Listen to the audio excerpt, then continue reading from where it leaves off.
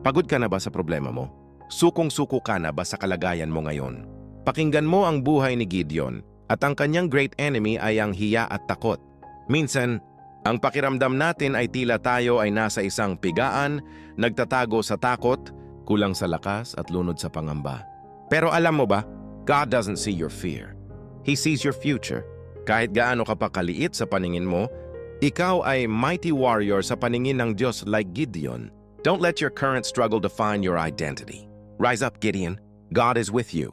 Sa gitna ng takot at dilim, doon natin madalas matagpuan ang ating mga sarili. Like Gideon, we are often threshing wheat in a wine press, nagtatago dahil sa takot sa bukas. Sabi natin, Lord, bakit ganito? Bakit ang hirap?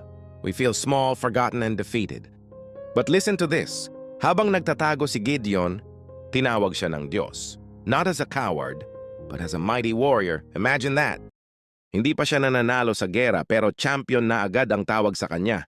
God sees what you can become, not just what you are today. His grace is the bridge between your weakness and His strength. Sabi ng Hukom 7:7, God reduces our resources so that we may rely on His sufficiency. Binawasan ni Lord ang army ni Gideon from thousands to only 300. Bakit? Para mapatunayan na hindi ito sa galing ng tao, kundi sa kapangyarihan ng Diyos. You don't need a crowd to win. You only need the Creator, God. Minsan kailangang mabasag ang ating pride at sariling plano para lumabas ang liwanag ni Kristo sa ating buhay. In your brokenness, God's glory shines the brightest. Your scars are not signs of shame but trophies of His victory. Kaya kaibigan, huwag kang susuko. Kung si Gideon na least in his family ay ginamit ni Lord, ikaw pa kaya? Your battle belongs to the Lord. Humayo ka ng may katapangan, sapagkat ang Diyos na kasama ni Gideon ay ang Diyos na kasama mo rin ngayon. You are a mighty warrior. God bless you. Ang story ni Gideon ay nagpapaalala sa atin na ang ating insufficiency ay ang perfect canvas para sa all-sufficiency ng Diyos.